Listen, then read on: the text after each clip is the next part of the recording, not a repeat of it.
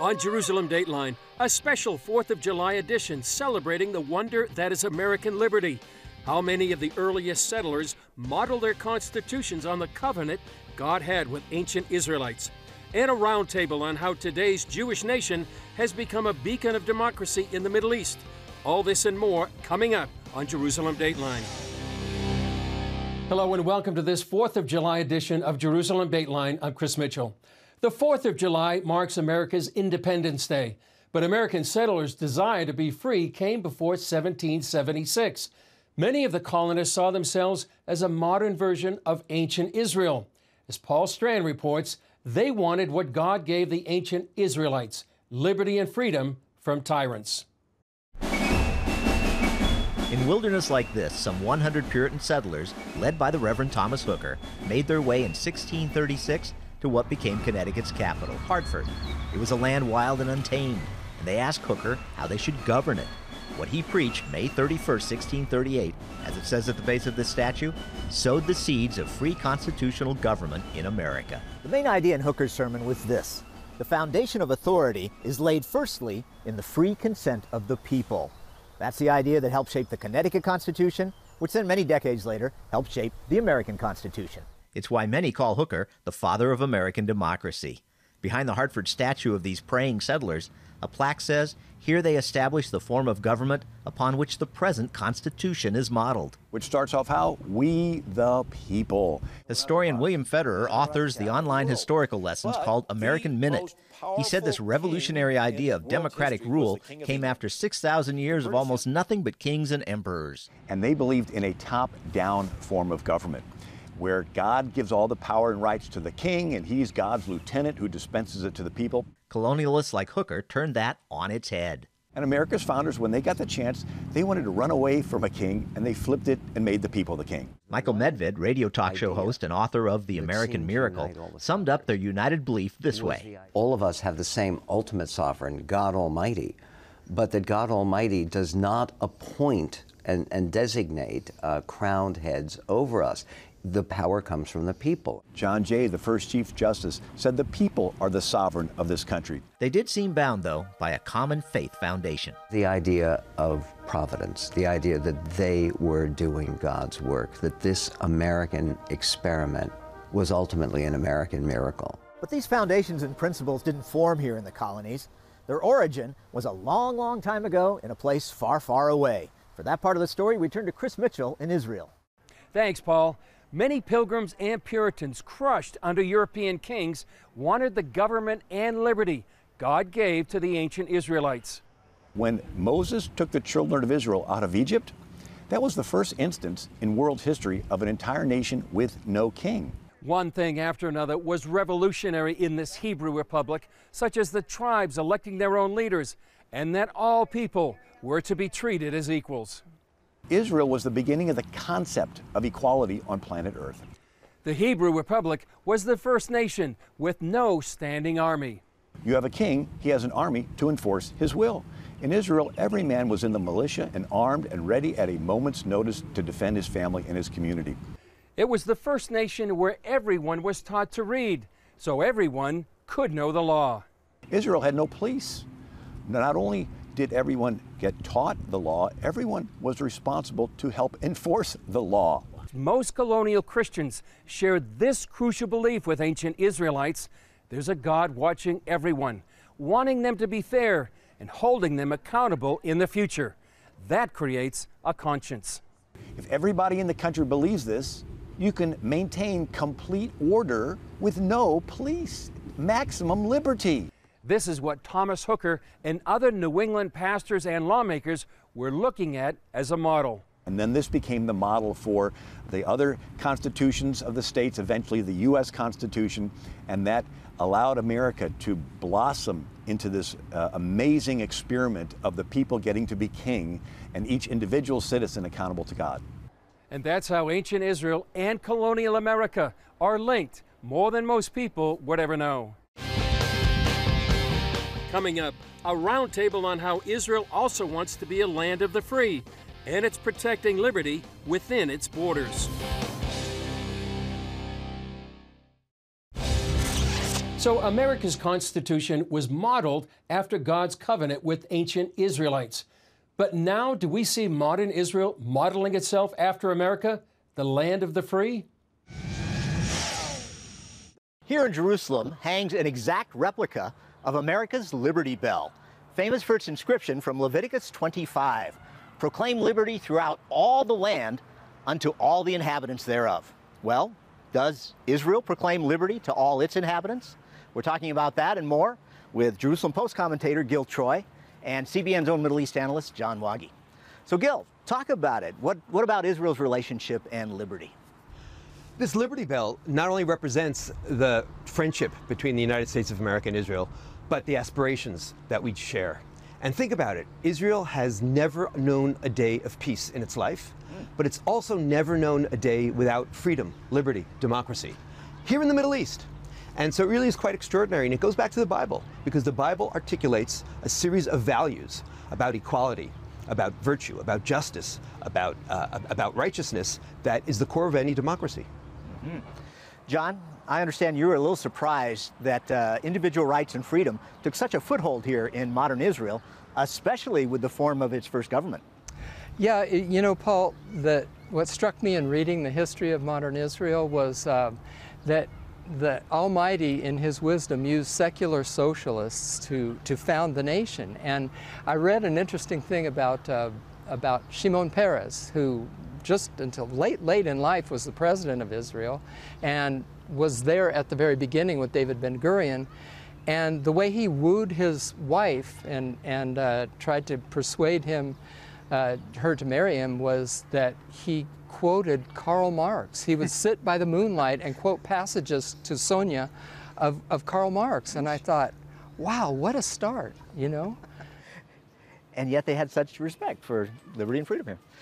Well, Gil, probably the most outstanding feature of America's Declaration of Independence is the statement that all citizens are endowed with inalienable rights. God gives these, government must not take them, mustn't infringe upon them. Does Israel believe in this concept of inalienable rights?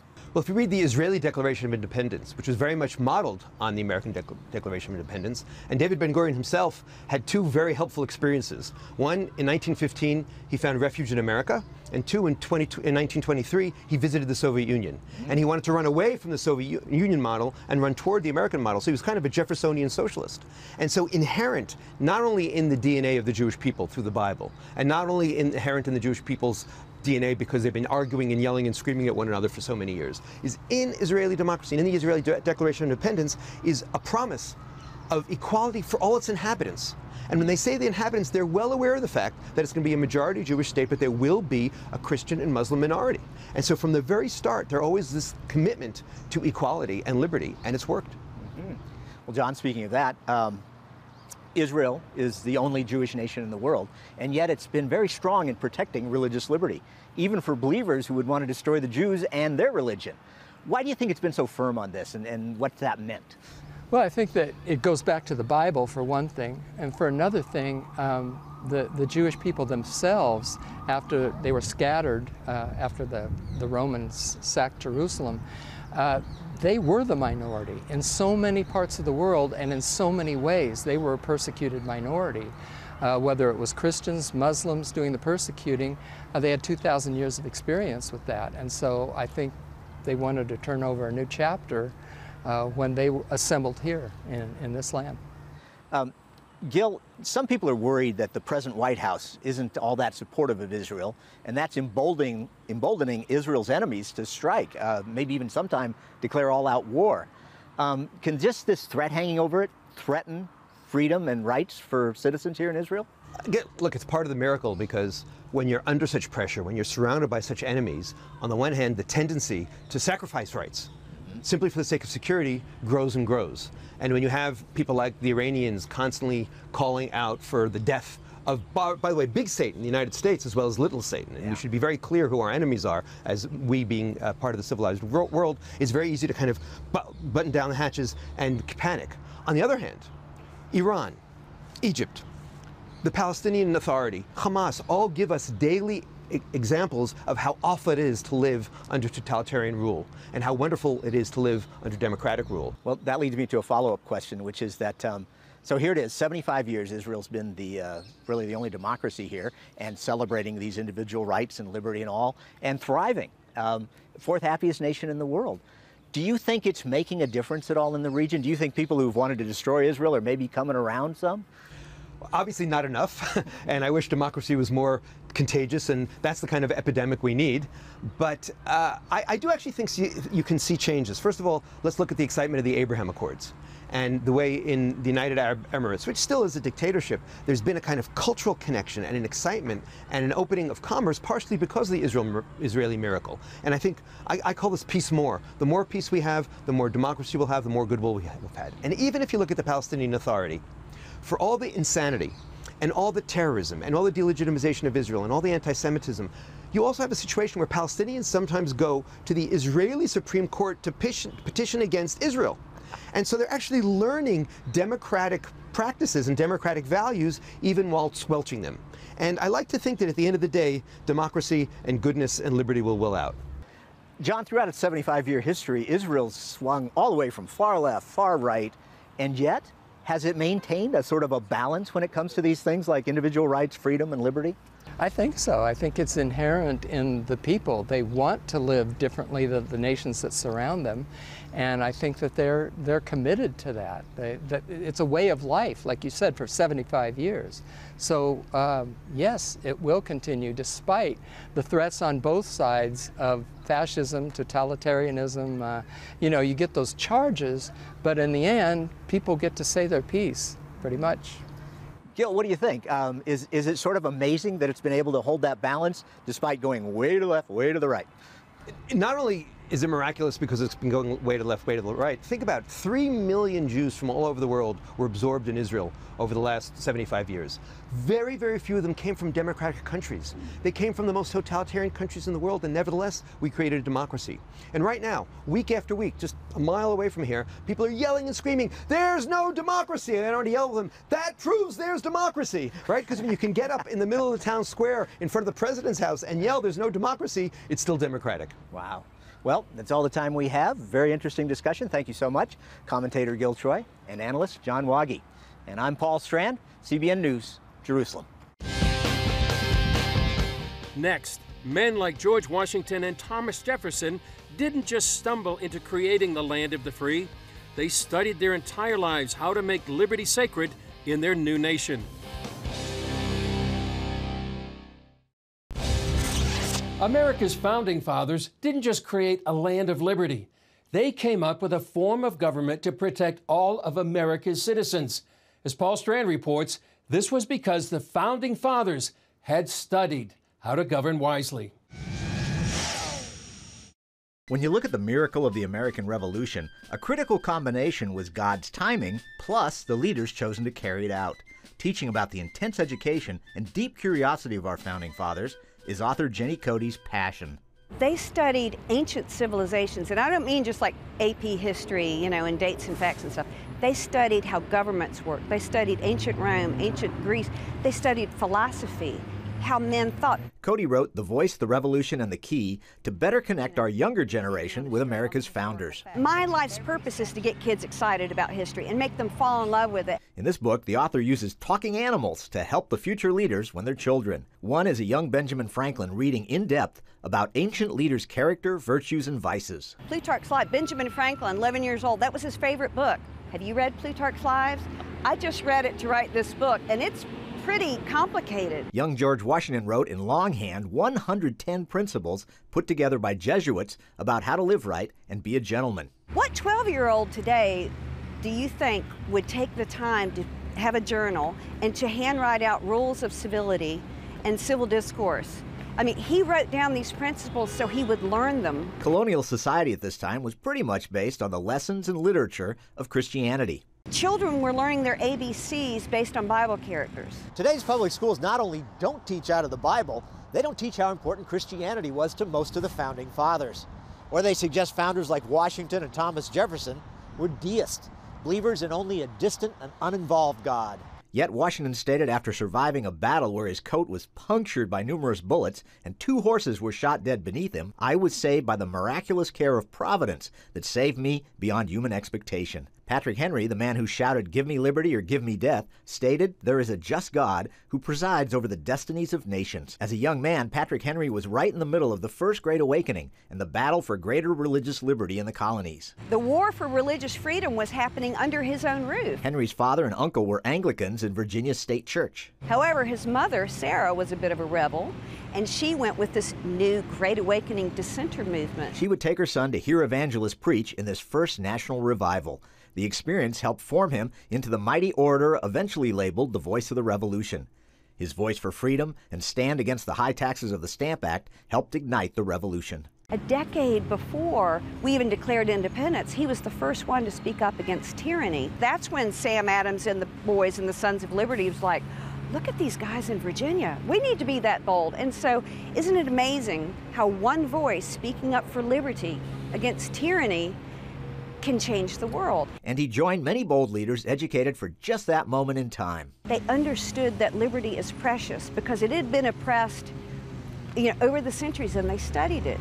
And so because they studied what worked in history, they could smell a tyrant coming 3,000 miles away, and they were ready. While Cody also points out their failures, like Patrick Henry owning slaves. I'm showing his struggle with slavery. Where he says it's a lamentable evil. I cannot justify it. I cannot believe I'm a Christian, yet I do this. There's no excuse. But she finds it horrible that schools are shying away from teaching the great and good stories of America's first decades and its founders just because of their dark side. To the point where I heard recently that some school curriculums are going to start teaching in 1866. Oh, let's just skip over the whole founding of our nation, because it's too painful. Cody holds patriot camps with kids and often asks what will happen if children don't learn their nation's history. They said we'd lose our future. And I said, whose responsibility is it to keep telling the stories of our history? And you know what they said? It's ours. So if kids are willing to own it, let's just teach it to them. Paul Strand, CBN News, Washington.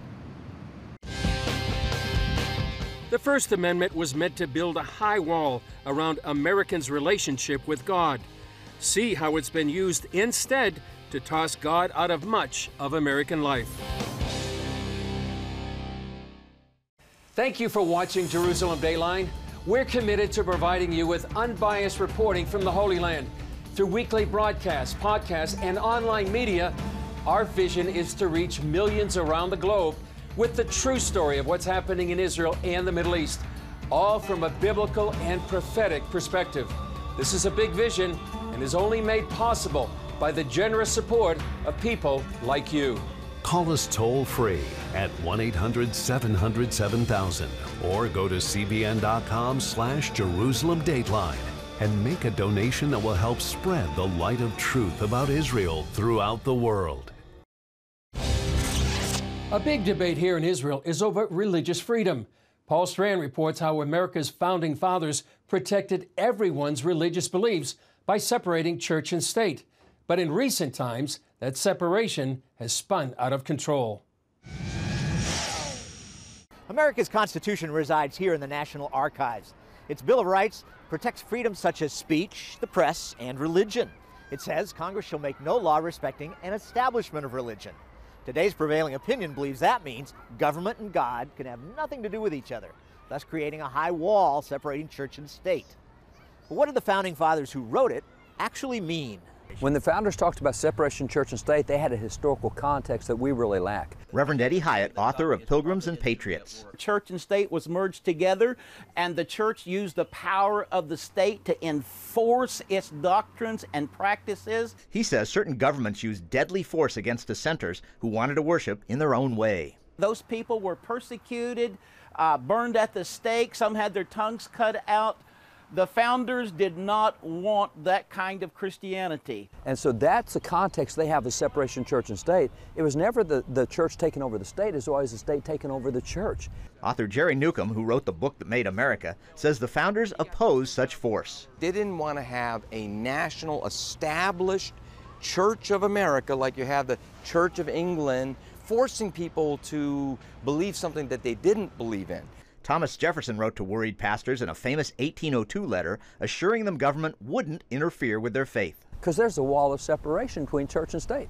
And so the way he used it is, guys, the government's not going to stop religious activities. Then, almost 150 years later, more liberal justices and judges began to interpret that to mean government had to wall off any touch of faith on any public institution or the people in it. William Federer, author of the daily American Minute. And that's when they began to reinterpret that phrase to say, no, we're going to get faith and God and everything out. Such as the 1980 Supreme Court ruling that kicked the Ten Commandments out of public schools. They said if the Ten Commandments were on the schoolroom wall, the children might read them, meditate on them, venerate them, and obey them. We got to make sure that kid doesn't say God at graduation. You can't let a kid pray over their lunch. Attorney Jeremy Dice fights for religious rights. When the government tells you what you can believe and what you cannot believe, that is a significant loss in our freedom. It's ironic that judges will say, well, we have to maintain separation of church and state. They're quoting from Jefferson, and Jefferson in the Declaration said all men are endowed by their creator with certain inalienable rights. Here's Jefferson acknowledging he believed in a creator, and they're using his phrase out of context to prohibit a creator. In that same letter, Jefferson showed where he stands. At the end of it, Thomas Jefferson says, will you please pray to God for me, and I will pray to God for you. He violates the separation of church and state in the very letter that gave us the phrase. And right after he wrote it, President Jefferson left the White House to go to the United States Capitol at the time to do what? To go to church that Sunday. In the Capitol. In the United States Capitol buildings. The U.S. Supreme Court has more than 50 depictions of the Ten Commandments in its own building. They did not want a national church, but they wanted God in all of their proceedings. So, you know, if their idea was, well, there should be no reference to God in our government, then the founders, you know, absolutely were schizophrenic. They absolutely did not mean the separation of God and government. As Newcomb put it, while the founders made religious freedom a priority, they certainly did not intend to make America into some sort of secular wasteland. Paul Strand, CBN News, reporting from the National Archives. Well, that's all for this July 4th edition of Jerusalem Dateline. Thanks for joining us. Remember, you can follow us on social media and access CBN content through our CBN News and other CBN apps. I'm Chris Mitchell. We'll see you next time on Jerusalem Dateline.